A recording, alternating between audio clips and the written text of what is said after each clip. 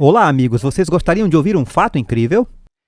Existem nos oceanos ao redor do mundo pequenos camarões que nadam nas ondas. E eles têm um hábito interessante. À medida que trocam de pele ao longo da vida enquanto continuam a crescer, eles têm que nadar até o fundo, pegam um grão de areia do tamanho exato e o posicionam numa fenda que eles têm na cabeça, que é chamada de pedra de status. Devido a esse pequeno grão de areia, isso ajuda a manter o equilíbrio deles nas ondas. Alguns biólogos marinhos então tiveram uma ideia. Colocaram um monte desses camarões dentro de um grande aquário. Mas ao invés de colocar a areia no fundo do aquário, eles puseram fagulhas de ferro. Então chegou a hora dos camarões se moverem. Eles desceram, pegaram uma fagulha do ferro e enfiaram na cabeça. Então eles puseram um grande eletroímã em cima do aquário e o acionaram. E adivinhem só? Os camarõezinhos viraram e começaram a nadar de cabeça para baixo. Bem, se não fosse suficiente, eles então pegaram um camarão normal de um outro aquário e o puseram junto com os camarões de cabeça para baixo. E como previsto, ele nadou normalmente. Os outros camarões conversaram e disseram: "O que há de errado com esse cara?" Na verdade, eles é que estavam errados, pois eles tinham a pedra errada nas suas cabeças. Vamos falar sobre ter a pedra da lei de Deus em nosso coração nesta apresentação de Apocalipse agora.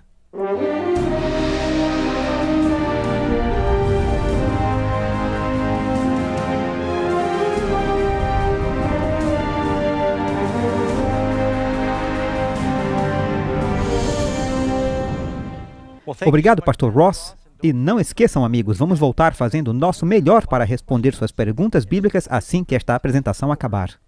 Estamos passando por alguns dos principais temas do Apocalipse, estabelecendo uma boa base e, como mencionamos, nas próximas apresentações, vamos estar falando sobre questões quentes que lidam com a América na profecia. Falaremos sobre o porquê de existirem tantas denominações, o Armagedon. Examinaremos o arrebatamento, falaremos mais sobre isso, falaremos sobre o milênio, vamos falar sobre a besta, sobre a marca da besta e eu garanto, amigos, suas vidas vão mudar. Jesus disse que ao ler o livro do Apocalipse há uma bênção pronunciada sobre aqueles que ouvem, leem e guardam as coisas do livro. Vamos falar um pouco sobre a parte do guardar do livro do Apocalipse esta noite. E nosso estudo, conforme mencionado, é chamado A Lei Imutável. Em nossa apresentação esta noite, mas nós queremos falar um pouco sobre o que a palavra de Deus diz sobre a lei, o que o Apocalipse tem a dizer sobre a lei e os mandamentos de Deus. Como os cristãos lidam com isso? Então fomos às ruas para obter algumas opiniões de alguns de nossos cidadãos em algumas das grandes cidades ao redor da América do Norte. Maybe not all laws are necessarily good or bad, but they do in some way give us something to walk on, something to understand what can we do and what we shouldn't do. Laws are important because if we didn't have laws, people could do whatever they want, so like they could kill people or like steal. Because some people know right from wrong and some people don't, some people need to be told. The importance of laws are to make sure that there's not complete havoc in the world. I would say that the number of laws is bewildering. There has to be a certain number for it to work. I mean, if there was only like 4, then it wouldn't work. According to the Bible, everybody sinned. Everyone sins every day. Well, we all sin. People can only know that they have sinned against the Holy God, but based on the 10 Commandments. Whether you are a Christian or not, I feel like they're pretty decent basic rules to follow, like thou shalt not kill, thou shalt not steal, thou shalt be obedient. Thou shalt not covet, so anyone who's ever been jealous of, the next guy who makes more money or the next girl who has a cooler dog or whatever. I think people that believe the Bible aren't saved until you believe the Bible and live the Bible, not just know it. Once Jesus said he has, sacrificed himself, it don't matter if you believe in him or not. That's how powerful Jesus is. So he said, I already saved y'all. Have fun out there. Bem, aí está, amigos. Temos algumas opiniões que são generalizadas a respeito da lei de Deus, da lei em geral e o que Deus espera de nós quanto à lei e ao pecado. Eu acho que você percebeu que as respostas diferentes seguem as respectivas perguntas na parte inferior da tela. E isso nos mostra que não só na igreja, mas no mundo, As pessoas têm uma variedade bem ampla de ideias sobre como devemos nos relacionar com a lei. Bem, a conclusão é que precisamos saber o que a Bíblia diz. Então, com este pano de fundo, vamos entrar na lição desta noite. E este é um assunto do Apocalipse que eu acho que deveria ficar bem claro. Você pode ler, por exemplo, em Apocalipse 14, verso 12. Aqui está a paciência dos santos. Aqui estão aqueles que guardam os mandamentos de Deus. Você também pode ler em Apocalipse capítulo 22, 14. Bem-aventurados aqueles que guardam os seus mandamentos, para que tenham direito à árvore da vida e possam entrar pelos portões da cidade. E este, que a propósito é o último capítulo da Bíblia, pronuncia uma bênção sobre aqueles que guardam seus mandamentos. Por isso, precisamos saber quais mandamentos, sabe? A Bíblia nos diz que Deus tem uma lei, e ela também nos diz que existem algumas leis sobre as quais não estamos. Como sabemos a distinção? Há muita confusão na igreja sobre isso. E, de fato, este pode ser um dos assuntos mais controversos no mundo cristão. O que exatamente Deus quer que façamos? Então, vamos explorar esse assunto. Jesus nos diz que há uma bênção para aqueles que guardam a sua lei. Vejamos as histórias bíblicas e isso nos ajudará a entender como isso se relaciona com o livro do Apocalipse. Se formos a Daniel, capítulo 6, veremos lá que quando os persas conquistaram os babilônios, falamos sobre isso no estudo anterior, que Daniel sobreviveu a isso, e ele não somente sobreviveu, mas o rei da Medopérsia, rei Dario, nomeou Daniel para ser o primeiro-ministro, para ser o conselheiro-chefe em seu novo gabinete. Bem, isso deixou alguns dos outros conselheiros do rei não muito felizes. E eles começaram a conspirar. Como nos livraremos desse Daniel? Ele é tão honesto, é fiel em tudo o que faz. Nós temos que encontrar alguma lei que irá prendê-lo, tirá-lo do caminho. Então eles foram ao rei e disseram: Rei, nós temos uma grande ideia. Reunir todo o reino. E se você assinar uma lei, um mandamento dizendo que ninguém irá orar a qualquer deus ou homem, exceto você, por 30 dias, ou serão lançados aos leões. Pensamos que isso vai unificar a todos e lhe dará respeito. E o rei disse: Estranho, tem certeza? Oh, sim, rei, tens que fazer isso, vai ser ótimo. Vai reunir todos e virão para te adorar. Vejam, muitos dos antigos reis, quando eles não conseguiam unir o povo por meio de... talvez não tivessem uma língua comum, eles podiam ter moedas diferentes, costumes e raças diferentes. Eles se uniriam por meio da adoração comum.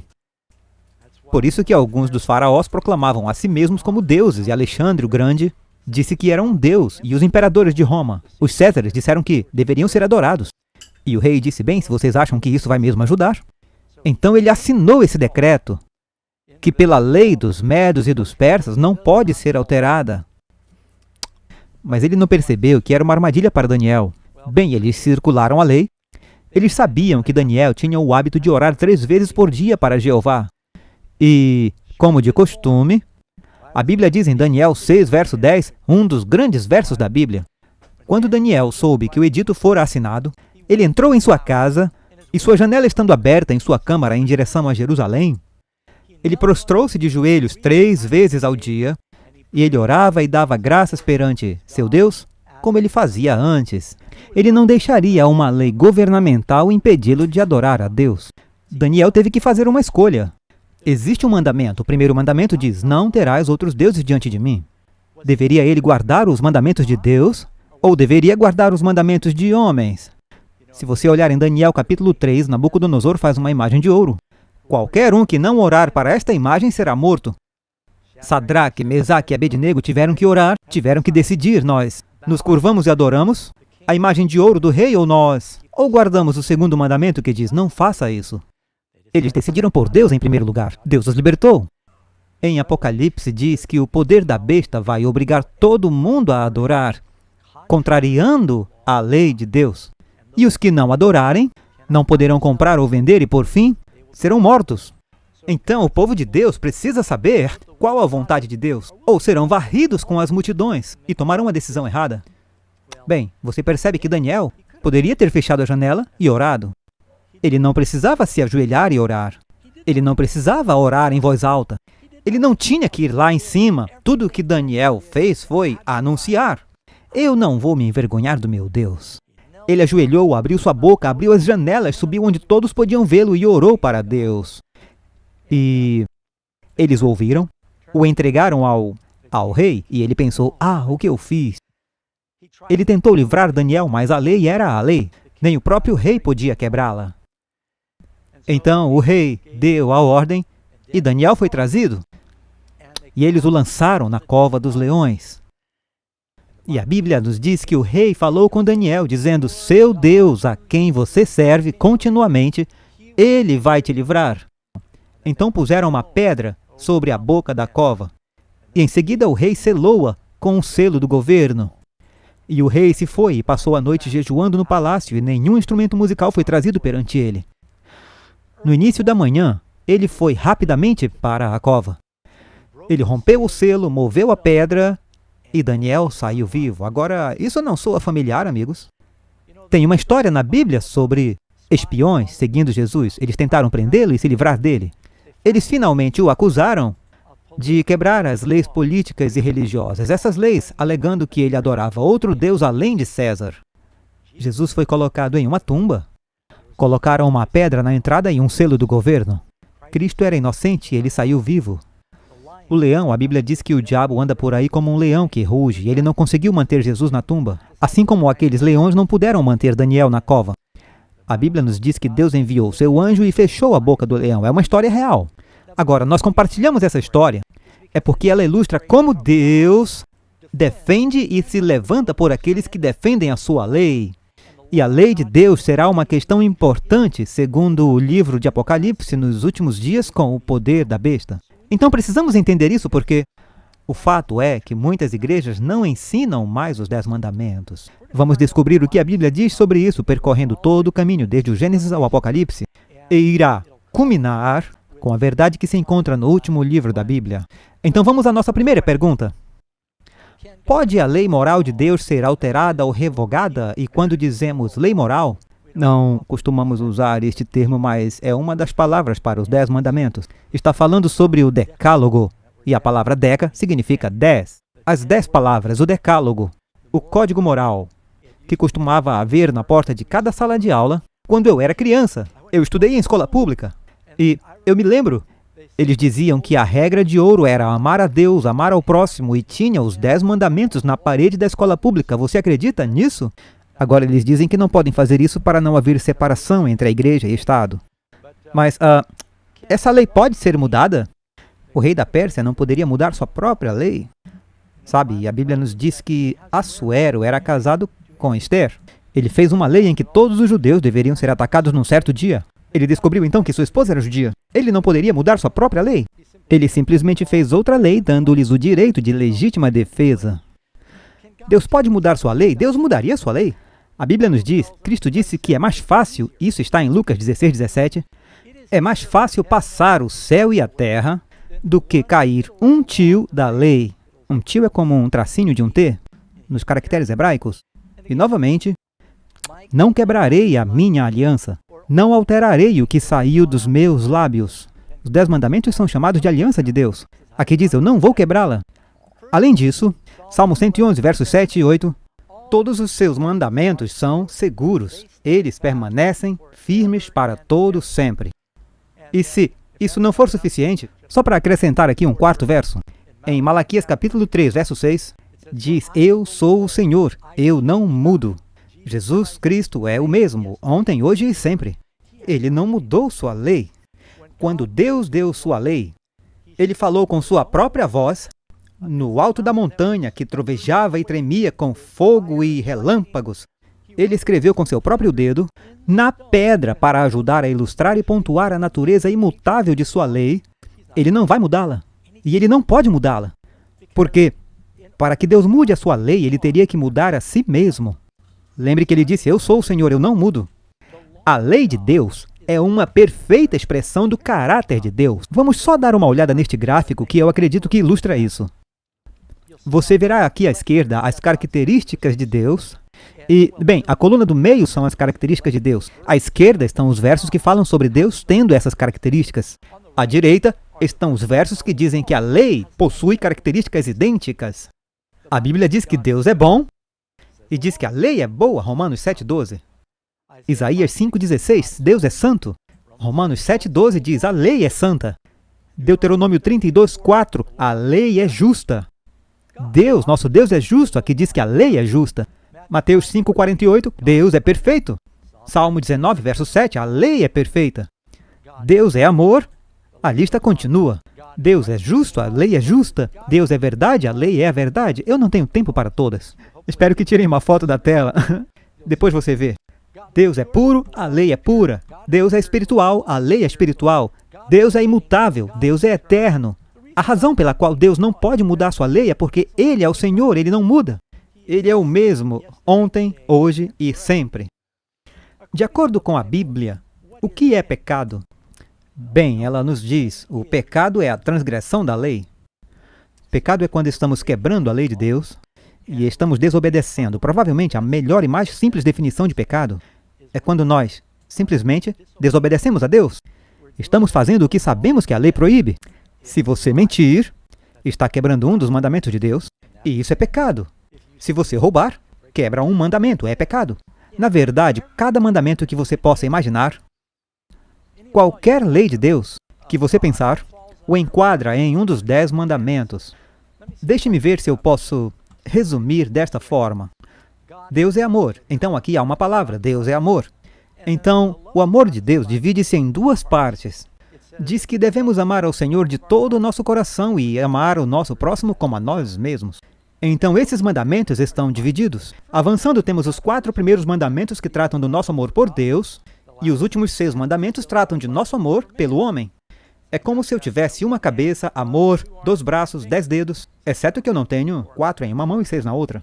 Mas a ideia é que a maneira que eu mostro meu amor é pelos meus braços e meus dedos. Então, os mandamentos são assim. Eles representam o amor. Isso se resume assim. E quando nós quebramos a lei de Deus, há uma falta de amor em alguns aspectos. Pela lei vem o conhecimento do pecado.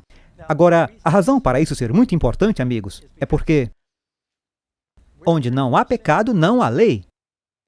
Se não há lei, não há pecado. Se não há pecado, então você não precisa de um Salvador para morrer por seu pecado. O diabo odeia a lei, porque quando nós sabemos o que é a lei de Deus, isso nos ajuda a reconhecer o nosso pecado, e aí precisamos de um Salvador. Eliminando a lei, você não tem pecado, nem precisa de um Salvador. Então o diabo está atacando a lei de Deus porque ele não quer que as pessoas se voltem para Jesus. A lei é como um espelho, você pode dizer. E o espelho não nos mostra o que está errado, mas basicamente nos ajuda a reconhecer o que está errado. Então deixe-me ver se posso ilustrar isso. Se você já viu meus seminários antes, é uma maneira simples de entender que eu faço em todos os programas. Eu costumava fazer piadinhas sobre isso, mas agora eu não brinco. Tudo bem, pode me emprestar os 2? Certo, vamos lá. Nós vamos ver se isso... Obrigado, senhora Bachelor. Certo, então... Bem, a essa altura você está vendo algo diferente em minha aparência. Ross disse, não, Doug, você sempre pareceu estranho. Tudo bem, você vê algo diferente, ok? Você pode até achar divertido, mas você está ciente de que eu não vejo nada. Então, se eu quero tomar ciência, o que eu devo fazer? Olhar no espelho. Então, digamos que eu estou caminhando, me sentindo bem, não vejo nada de errado comigo. E as pessoas me olham estranho, mas eu acho que o problema é delas. É assim que muitas pessoas passam a vida. Mas então, finalmente eu passo pela vitrine de uma loja e eu vejo o meu reflexo e eu... Oh, que vergonha! Tem algo terrivelmente errado com a minha aparência. Eu me sentia bem, até olhar para esse espelho. Então a solução é ignorar o espelho? Isso muda a realidade? Não. Eu ainda trago o problema, estou apenas tentando viver, enganando a mim mesmo. Algumas pessoas atacam a lei, porque elas não querem tomar ciência de seus pecados.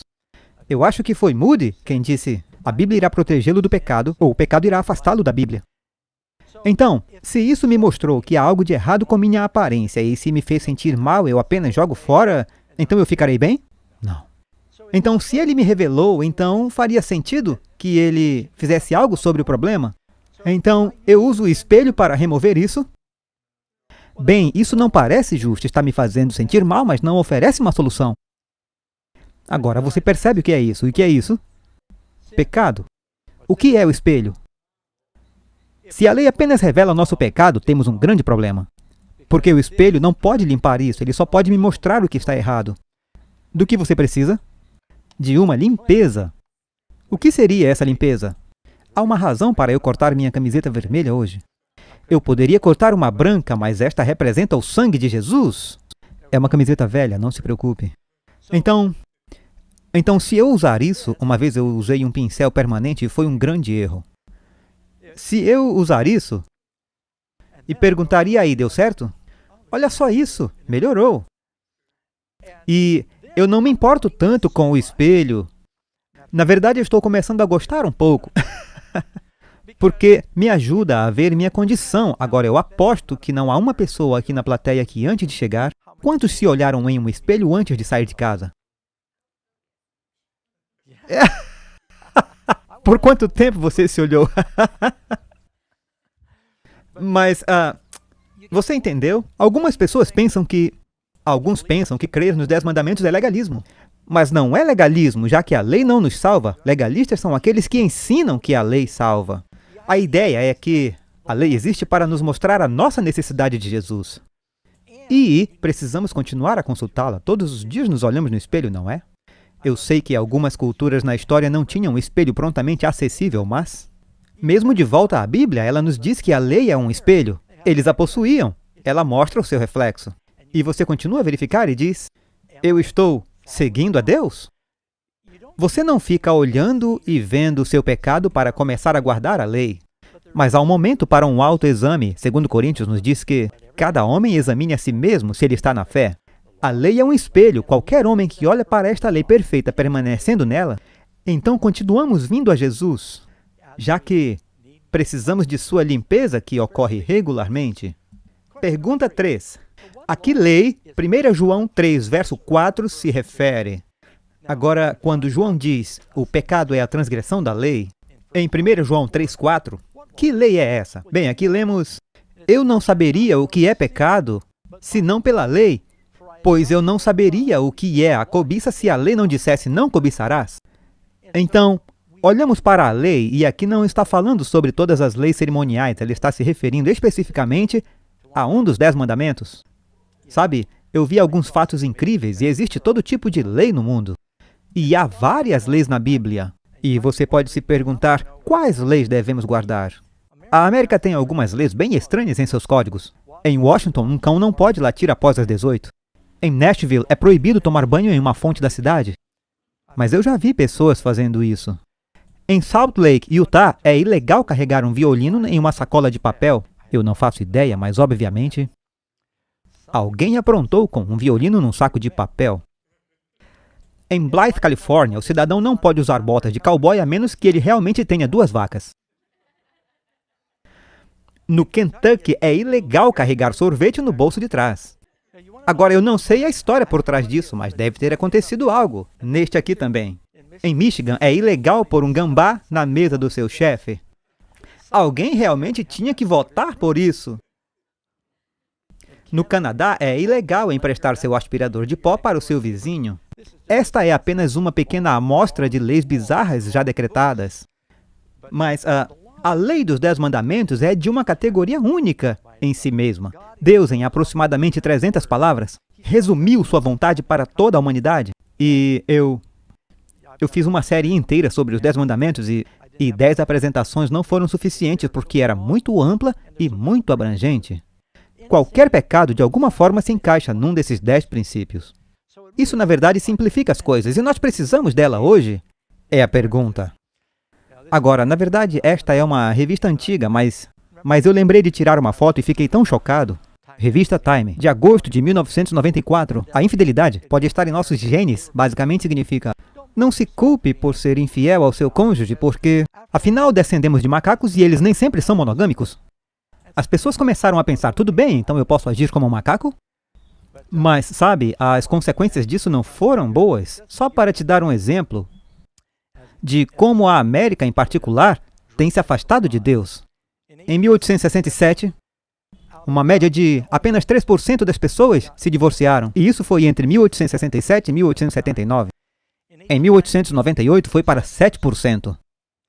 Em 1925, daqueles casados, 16% terminaram em divórcio. 1940, 20%. 1970, 33%. 1985, 50%. Agora é muito difícil rastrear porque tantas pessoas vivem juntas e nem se casam.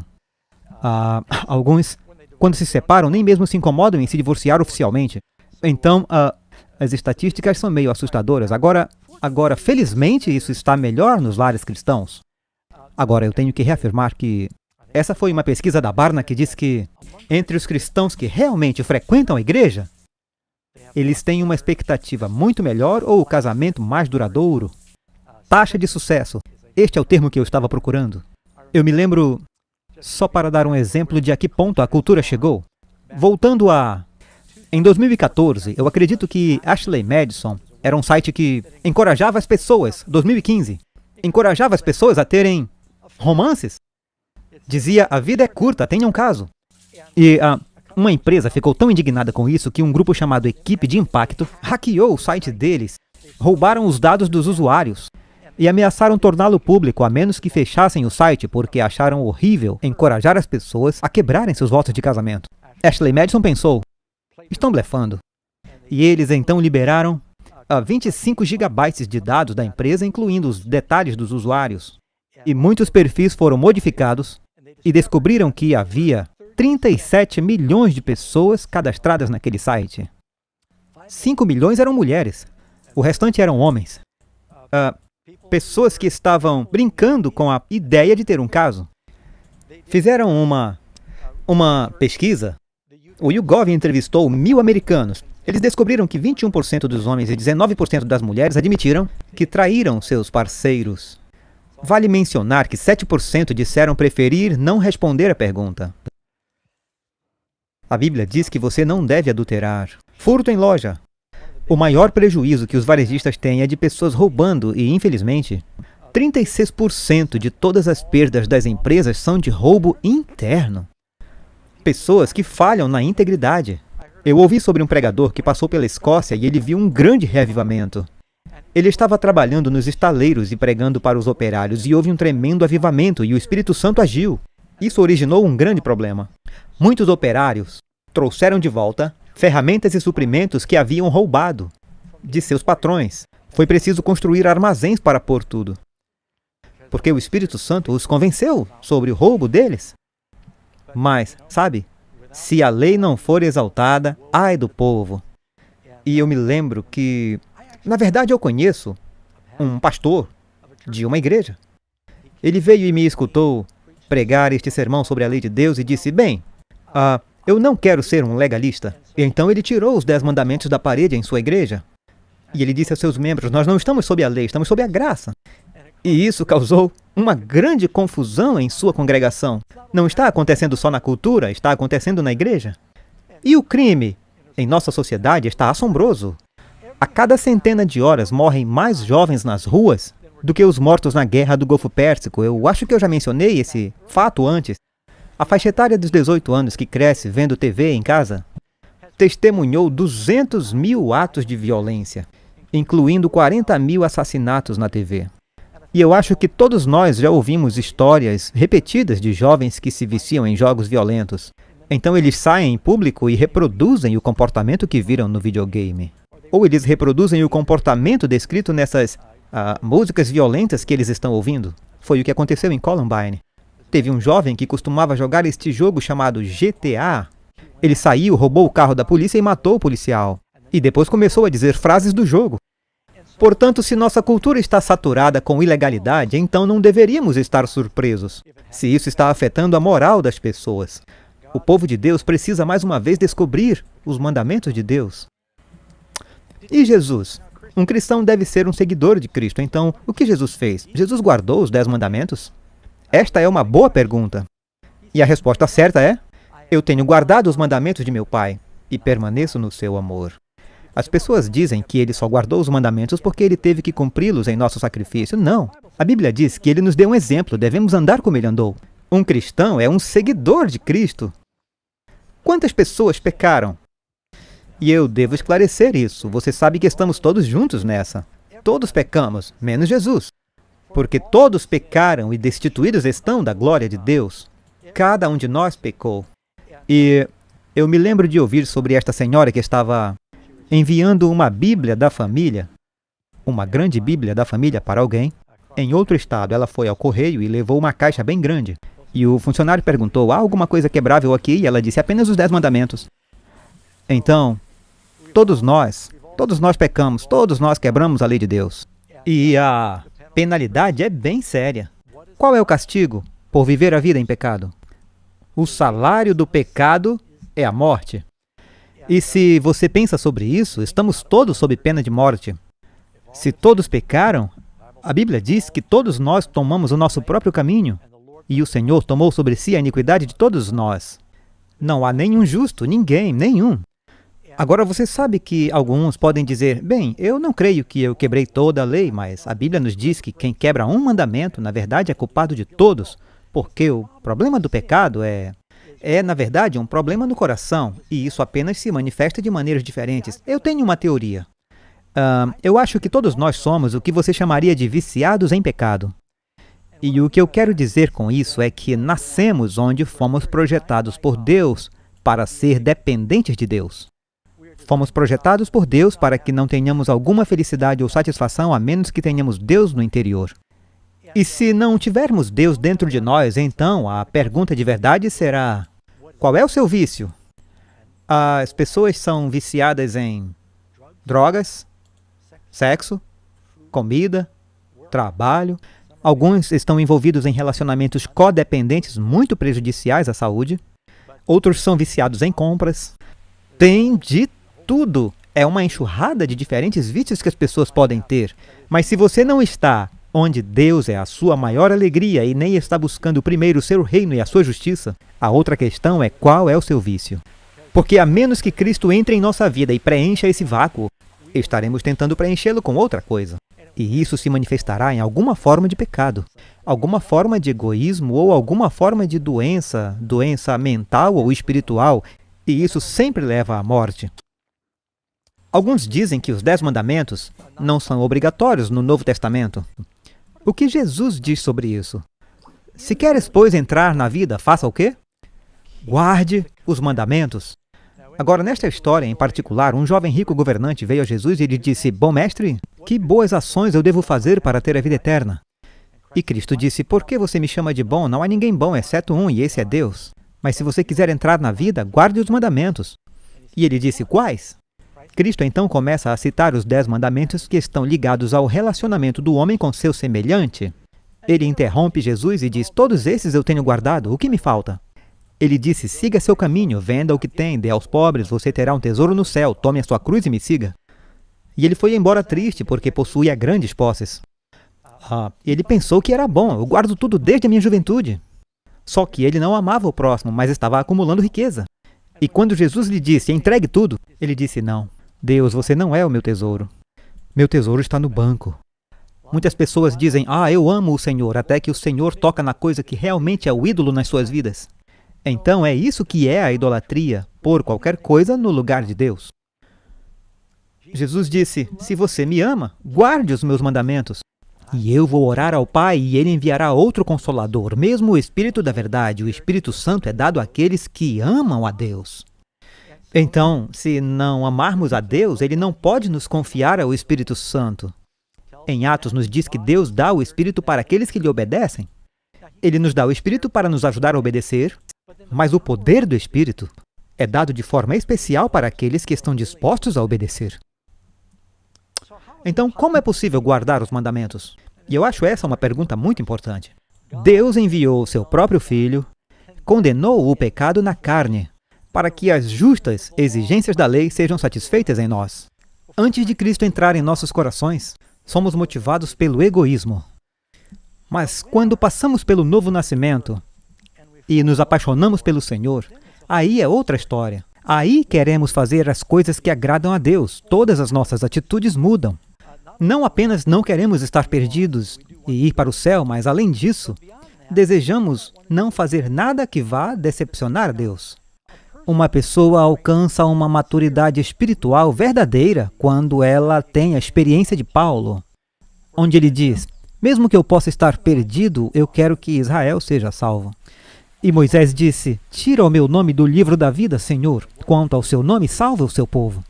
É aquele amor sacrificial, onde a coisa mais importante é você amar muito a Deus. É como que Deus te ama tanto que Ele deu seu Filho. Ele nos dá o mesmo tipo sacrificial de amor. Quando você ama a Deus mais do que a você mesmo, você não vai querer fazer nada que possa desapontá-lo. Porque o amor é, na verdade, o cumprimento da lei. Agora eu tenho que me adiantar. Aquele que começou a boa obra em vós, irá aperfeiçoá-la até o dia de Jesus Cristo.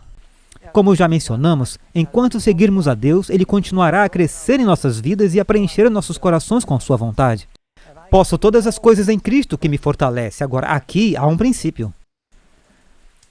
Deus nunca vai lhe pedir algo que você não possa fazer. Em cada mandamento de Deus, há poder para obedecer. Tem uma história na Bíblia onde há 10 leprosos. Eles vêm até Jesus, cheios da lepra, e gritam da encosta: Filho de Davi, tenha misericórdia de nós. Ele diz: ok, vão perante o sacerdote para serem examinados e façam uma oferta pela limpeza da lepra. Eles têm lepra. Por que fariam uma oferta se eles ainda têm lepra? Eles, porém, escolheram obedecer. Agora aqui está o segredo. Aqui diz que, ao irem, eles foram limpos. Quando eles se viraram e deram o primeiro passo para fazer o que Deus mandou, o milagre aconteceu. Eu já vi isso acontecer tantas vezes, alguém dizer: eu não consigo fazer essa mudança, ou não consigo obedecer a Deus. Mas eu digo: confie, dê o primeiro passo. Eu tenho muitos amigos que lutam com o fumo. Eu tinha uma amiga que fumava sem parar, fumava em cadeia. Ela tinha 2 cigarros acesos na casa, em diferentes cinzeiros ao mesmo tempo. Eu disse: irmã, o Senhor quer que você pare, isso está matando você. Segundo a Bíblia, não matar inclui você mesma. Aí na embalagem diz: isso vai te matar, logo, isso é assassinato. Eu disse: eu acho que o Senhor pode te dar a vitória. E ela disse: eu já tentei de tudo. Eu disse: bem, eu tenho um plano de 5 minutos. Um plano de 5 minutos? Sim, um plano de 5 minutos para parar de fumar? Eu disse: antes de mais nada, você acredita que Deus quer que você pare? Ah, sim. Isso está me matando e me falindo. Eu disse: você acha que Deus vai te pedir algo e não vai te ajudar a fazer isso? Ela disse: sim, eu acho que é claro que Ele me ajudaria. Certo, então agora pegue os seus cigarros e jogue-os no fogo. Na verdade, ela tinha um fogão a lenha em casa. Ela olhou para mim e disse: isso é caro. Eu disse: você quer que Ele libere o poder dele em sua vida? Você precisa dar o primeiro passo. Ela disse: ah, tudo bem. Pegou os pacotes de cigarros, jogou tudo no fogo. E eu orei com ela. E eu disse: agora eu posso orar, porque você deu o primeiro passo. E eu disse: Senhor, esta irmã demonstrou que quer ser livre. Quebre as correntes e liberte-a. Tire-a desse vício. Nós oramos juntos e eu tive que me despedir. Eu orei muito por ela também. E ela falou comigo na manhã seguinte e disse: Doug, essa é a coisa mais incrível. Eu não senti nenhuma vontade. Deus simplesmente tirou o desejo de mim. Eu ouvi essa história se repetir tantas vezes. Comigo mesmo, eu parei de fumar. Foi uma luta, mas Deus me ajudou. Mas Ele nunca vai te pedir para fazer algo sem te dar o poder para fazer isso. Pode haver batalhas ao longo do caminho, mas eu o vi quebrar correntes como Ele fez com Pedro, quando ele estava preso. Posso fazer todas as coisas através de Cristo. Agora, o que é a velha aliança? E aqui é onde as pessoas se confundem. Pastor Doug, os 10 mandamentos são a velha aliança. Não estamos sob a velha aliança. Nós somos cristãos da nova aliança, do Novo Testamento. Vamos descobrir o que a Bíblia diz sobre isso. O que é a antiga aliança e por que ela falhou? Aqui em Deuteronômio 4, verso 13, nos diz: e Ele vos anunciou a sua aliança, que vos ordenou cumprir os 10 mandamentos, e Ele os escreveu em 2 tábuas de pedra. Bem, vocês conhecem a história. Os filhos de Israel, não muito tempo depois de Deus ter dado a eles os 10 mandamentos, Ele falou primeiro. Eles disseram: tudo o que Deus disser, faremos. Então Moisés subiu a montanha, ele recebeu a transcrição escrita de Deus. Enquanto ele estava lá em cima, o povo não sabia que ele ficaria tanto tempo, e eles desanimaram e acabaram dizendo: vamos fazer outro Deus. Não sabemos de Moisés. Fizeram um bezerro de ouro, uma festa, quebraram todos os 10 mandamentos. Ele desceu e... Vocês viram o filme Os 10 Mandamentos, não? Sabia que a minha mãe está naquele filme? Só uma participaçãozinha, junto com outras milhares de pessoas. Eu assisto com as crianças e digo: lá vai a vovó. Só isso. Mas naquele filme mostra quando Moisés jogou os mandamentos de suas mãos. Mas ele acabou indo buscar outro. Algumas pessoas dizem, viu? Ali foi o fim da antiga aliança. Não, não, não. Ele subiu de novo. Cortou mais tábuas de pedra. Deus escreveu sua vontade naquelas tábuas de pedra. E ele trouxe de volta para o povo. O povo continuou a falhar. E Deus disse, eu farei uma nova aliança. E você pode ler sobre a nova aliança. Se você ler Hebreus 8:8, por encontrar defeitos neles, ele disse, eu farei uma nova aliança com a casa de Israel e a casa de Judá. Agora, com quem ele faz a nova aliança? Se você é cristão e vai à igreja, você é da nova ou da antiga aliança? Eu sou um cristão da nova aliança. Mas com quem ele fez a nova aliança? Onde diz que ele faz a nova aliança com os gentios? Ele não fez. Ele só fez nova aliança com judeus. Você foi enxertado na linhagem de Israel. E é assim que recebemos essa nova aliança. Você sabe quando surgiu a nova aliança? No Novo Testamento. Vamos ver aqui em Jeremias, capítulo 31, verso 31. Esse é fácil de lembrar. Jeremias 31:31. Estão chegando os dias, declara o Senhor, quando farei uma nova aliança com a comunidade de Israel e Judá. Não será como a aliança que fiz com os seus antepassados, quando os tomei pela mão para tirá-los do Egito, porque quebraram a minha aliança, apesar de eu ser o Senhor deles. Esta é a aliança que farei com o povo de Israel depois daqueles dias, declara o Senhor. Porei a minha lei no íntimo deles. Aqui diz livrar da lei? Mesma lei, lugar diferente. Porei a minha lei no íntimo deles e a escreverei nos seus corações. Eu serei o seu Deus e eles serão o meu povo. Então, a Bíblia nos diz que quando nós nos tornamos cristãos, somos realmente inseridos nesta promessa do novo nascimento, onde ele escreve sua lei nos nossos corações. Veja, uma aliança é um acordo. E a antiga aliança foi baseada no acordo do povo. Na antiga aliança, Deus disse, aqui está a minha lei. O povo disse, tudo que o Senhor disser, nós faremos. O povo disse, nós faremos. Não perca isso, nós faremos. Deus disse, cuidado, pessoal. Vocês não podem fazer isso. Eu tenho que fazer isso. Eles quebraram a lei, farei nova aliança. Eu colocarei minha lei em seus corações, não vocês. Eu, sou eu. Estou te dando um novo coração. Eu vou te dar novos anseios. E pelo seu amor por mim, eu os farei andar nos meus caminhos. Então, esta é a diferença entre a velha e a nova aliança. A mesma lei escrita em lugares diferentes, agora está nos corações. Em que lei se baseia a nova aliança? Hebreus 8, verso 10. Esta é a nova aliança que farei, diz o Senhor, porei as minhas leis em suas mentes e as escreverei em seus corações. São os 10 mandamentos novamente, agora escritos no coração. Viver sob a graça, pela fé, não faz com que guardar a lei de Deus não seja essencial. Já ouviu isso antes? Deixe-me ver se eu consigo ilustrar. Dirigindo na estrada, eu não estava prestando atenção. Eu tinha acabado de sair de uma interestadual, mas agora eu estava numa rodovia. Eu estava na 101, na Califórnia. É uma história verídica. E o policial me conduziu ao acostamento. E ele disse, você não está indo tão rápido. Mas você passou por mim enquanto eu estava seguindo alguém e eu estava muito pensativo. Karen sempre diz, Doug, olha a polícia. Às vezes eles estão do outro lado da rodovia, no sentido contrário, e ela diz, olha a polícia. E você já percebeu que ao ver um policial rodoviário há um reflexo e você tira o pé do acelerador? Não importa se você vai parar ou não, você tira o pé de todos os lugares. Então, ele me conduz ao acostamento e sabe, chorar ajuda nessas horas. É o que as mulheres fazem, elas choram. Eu tentei isso uma vez e não fui multado. Mas em todo caso, eu disse, oficial, desculpa, eu não atentei, eu acabei de sair da rodovia onde o limite de velocidade era 70 e eu simplesmente não reduzi a velocidade, mas me perdoe. Eu não lembro o que disse, mas pedi misericórdia. Eu não pedi por justiça. Eu não queria ir para o acostamento, mas tive que ir. Eu estava sob a lei porque eu infringi a lei, percebe? Você ouvirá essas frases. Conquanto que você cumpra a lei, você não está sob a pena da lei. Violou a lei, você está sob a lei. E tem penalidades. Você está sob a maldição da lei, a pena da lei, que é a morte. Eu disse, eu sou culpado. Eu quero misericórdia. Ele disse, ok, vou deixar você ir.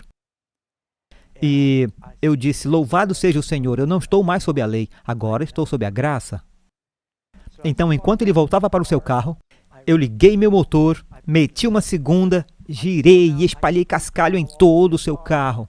Arranquei e deixei só um rastro negro e disse: pá, finalmente livre, não estou sob a lei. Posso acelerar. Foi isso que eu fiz? Não. Eu fui cuidadoso e você também faria o mesmo? Eu fui tão cuidadoso, ele estava estacionado atrás de mim e eu sabia que eu devia seguir. Então eu liguei o pisca, olhei a rodovia para um lado, para o outro, para cima, para baixo, não vinha ninguém por 1 quilômetro. Eu saí de mansinho, lentamente acelerei, me certificando de estar mais lento que os outros. E por quê? Eu estava sob a graça agora. Eu sou mais cuidadoso em cumprir a lei do que qualquer pessoa, pois eu fui perdoado. Agora, o que seria realmente interessante é se o policial dissesse: olha, eu vou pagar sua multa. Vou liberar você. Eu ficaria muito grato. Iria ainda mais devagar. Então, por que não queremos continuar no pecado? A Bíblia diz que é como crucificar o Filho de Deus novamente. Nossos pecados o ferem. E quando você ama Jesus, você não quer continuar cravando pregos em suas mãos e machucando-o. Então, por amor a Deus, porque fere a Deus, fere ao nosso próximo, te machuca quando você peca. O pecado fere. Por isso queremos obedecer. A essa altura, sua atitude e seu coração mudam. Pois que pecaremos porque não estamos debaixo da lei, mas debaixo da graça? De modo nenhum, diz Paulo. Todos tentam fazer Paulo dizer que não há problema em pecar porque você está sob a graça. Ele diz: de modo nenhum. Anulamos, pois, a lei pela fé? De maneira nenhuma. Antes estabelecemos a lei através da fé. Somos mais cuidadosos do que nunca, porque a lei é um reflexo de Jesus. Jesus viveu a lei em sua vida. As pessoas são salvas por guardar a lei? Não. Pois pela graça sois salvos, por meio da fé, não por vocês. É um presente de Deus, não pelas obras, para que ninguém se vanglorie. Deus não nos pede para guardar a lei para sermos salvos. Nós a guardamos porque somos salvos. Uma macieira não produz maçãs, por isso você pode chamá-la de macieira. Ela produz maçãs porque é uma macieira. Então, quando Deus muda o coração, o fruto naturalmente será diferente na vida. Deus ainda espera que guardemos os 10 mandamentos? Os 10 mandamentos são tão válidos hoje quanto Deus os deu a Moisés há mais de 3.000 anos atrás. Jesus disse: eu lhes digo a verdade, até que o céu e a terra desapareçam, nem a menor letra, nem o menor traço de caneta irá desaparecer de qualquer forma da lei. Na verdade, Jesus disse: não pense que eu vim destruir a lei. O que significa isso? Não pense significa não pensar. Não pense que eu vim para destruir a lei. Eu não vim para destruir, mas para cumprir. Alguns leem esse verso e pensam que a palavra cumprir significa acabar. Sim, ele veio para acabar com a lei. Agora vejamos se isso funciona.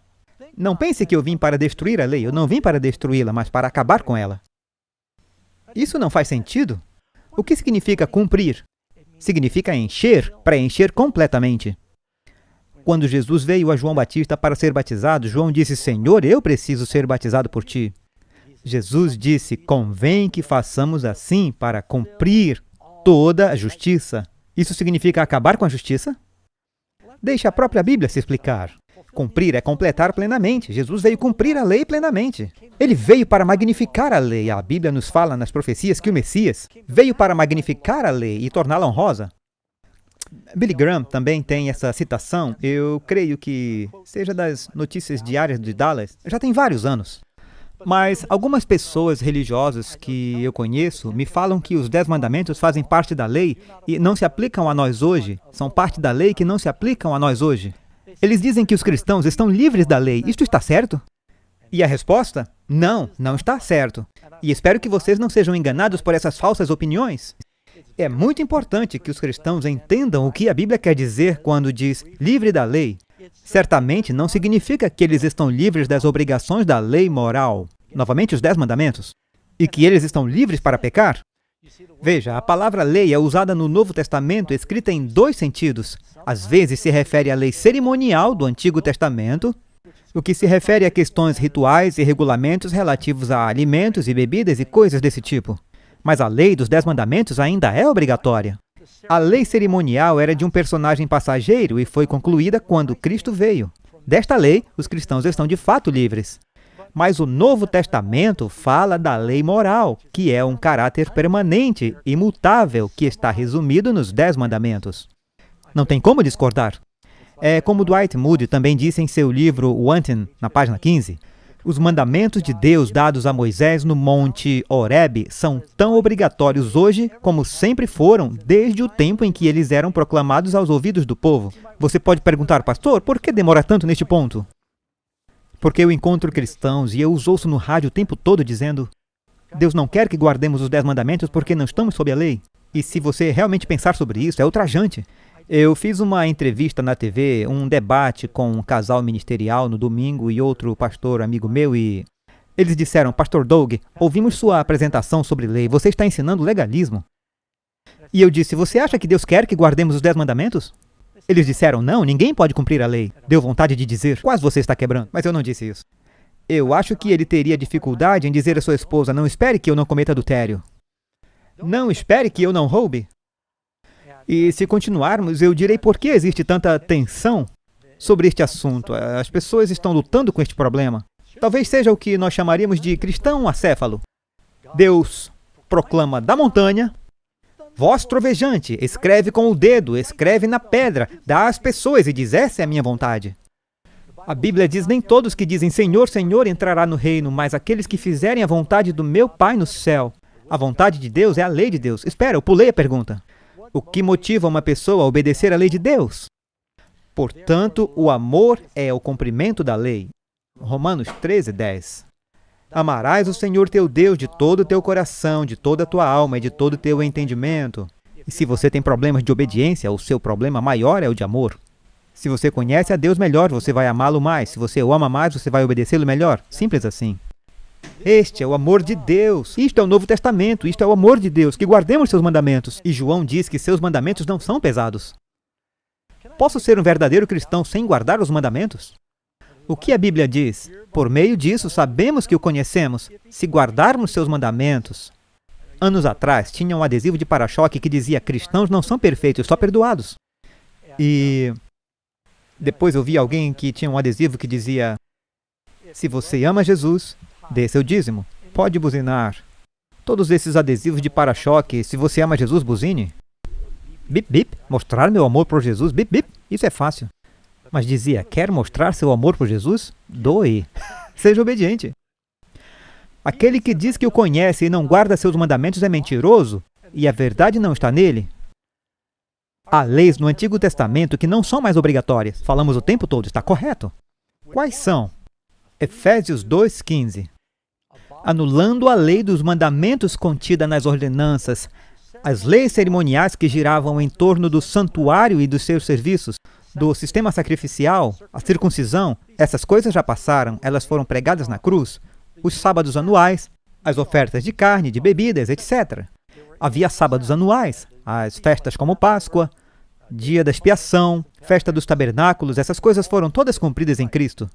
Os 10 mandamentos vêm desde antes do tempo de Cristo. Alguns acham que os 10 mandamentos foram pensados por Moisés ou entregues primeiro através de Moisés. Quando Deus disse a Caim: o pecado está em sua porta, e ele assassinou seu irmão, o assassinato era um pecado no Éden? Quando Deus disse a José: não cometa adultério com a esposa de Potifar, o adultério era pecado naquela época? Isso foi antes de Moisés. Então, os 10 mandamentos existem desde o princípio dos tempos. Eles são as leis do amor. A lei moral ou lei cerimonial é realmente a questão. A lei moral é de natureza eterna. A lei cerimonial foi pregada na cruz. Quem o diabo odeia especialmente? Eu disse que voltaríamos ao Apocalipse. Por que este é um estudo importante para o livro do Apocalipse? Primeiro, se você sabe que o diabo está bravo, continue fazendo. Aí você diz: eu não quero a atenção dele. Mas se ele se incomoda, você está fazendo a coisa certa. E o dragão se enfureceu com a mulher e foi fazer guerra com o remanescente da sua semente, os que guardam os mandamentos de Deus e têm o testemunho de Jesus Cristo. O diabo odeia a noiva de Cristo, que mantém sua palavra, que é obediente. É como um cisco no olho dele. Quais são algumas das recompensas por guardar a lei de Deus? São bênçãos. Deus não está tentando tornar nossas vidas difíceis. O pecado traz miséria. Essas coisas que eu lhes tenho dito, que a minha alegria esteja em vocês e que a sua alegria seja plena. Deus quer que tenhamos alegria. Mas feliz é aquele que guarda a lei. Deus não diz que é um fardo, é uma bênção. Os que amam a tua lei desfrutam paz, e nada os faz tropeçar. Esta é a promessa de Deus. Sabe, eu lembro de ouvir uma história sobre um homem que estava dirigindo pelo subúrbio, e ele estava passando por uma área com um limite de velocidade de 24 km por hora, e ele estava a 70 km por hora, e ele passou voando por um cruzamento. A viatura parou atrás dele, acendeu as luzes e ele disse, "Ah, não." Ele parou, e quando ele viu o policial pelo retrovisor, ele o reconheceu e pensou, "Eu acho que esse cara é da minha igreja, talvez ele vai me liberar." Ele veio, abaixou o vidro e disse, "Ei, John, como vai? Desculpa, eu estava indo um pouco rápido." Ele disse, "Posso ver a sua habilitação?" "Ah, qual é, cara? Eu só estava com pressa, estava atrasado para o trabalho. Você não pode me liberar desta vez? Isso vai dificultar minha vida e eu vou atrasar mais ainda." E ele disse, "Cadê sua habilitação?" Ele ficou bravo, tirou sua licença, entregou, voltou para o carro e começou a dirigir, furioso, fumegando. O policial voltou e, neste momento, ele tinha abaixado seu vidro neste tanto. E o policial lançou a licença e a multa. E o policial se afastou. E o cara abriu a carteira, guardou a licença e abriu a multa. E viu que não era uma multa. O policial tinha pego um pedaço de papel e escrito um recado. E dizia, "Fred, há 2 anos, alguém que estava em alta velocidade matou minha filha de 3 anos. Para mim é uma luta conseguir perdoá-los. Talvez, se eu te liberar desta vez, torne isso mais fácil para mim." E agora, como ele se sentia? Ele disse, "Uau, esse cara perdeu sua filha por causa de um apressado?" Então ele disse, "Tira o pé. Vai devagar." Sabe, quando vemos o quanto Jesus doou para sermos perdoados, então fica mais fácil para nós obedecê-lo. Deus quer que o obedeçamos porque Ele nos ama. Ele quer que obedeçamos porque, no final das contas, isso nos fará felizes. O diabo foi expulso do céu por pecar. Nós não vamos para o céu pecando deliberadamente. Jesus não veio nos salvar em nossos pecados, mas o anjo disse que ele veio para nos salvar dos nossos pecados. Ele morreu pelos nossos pecados. Agora, todos somos culpados de pecado. E quando você vem ao Senhor, há todo um processo. Mas Ele vai te justificar hoje. Se você aceitou Jesus, Ele vai lavar o registro pecaminoso de toda a sua vida. Então, Ele vai te dar seu espírito e poder para aprender a fazer o bem e caminhar em novidade de vida. Haverá altos e baixos, mas Ele vai te ensinar a obedecer. Esse mesmo Deus que me ajudou na minha vida, e eu vou falar sobre isso mais adiante, e Ele vai te ajudar para que você seja uma nova criatura e tenha a alegria do Senhor. Amigos, nós queremos orar para que você viva essa experiência. Não saia daí, pois após a oração teremos mais perguntas bíblicas. Pai do céu, está muito claro na Tua palavra que o Senhor não quer apenas ouvintes, mas praticantes da Tua palavra. Eu oro para que abençoes cada pessoa que está aqui, aqueles que estão assistindo pelo satélite, televisão, internet.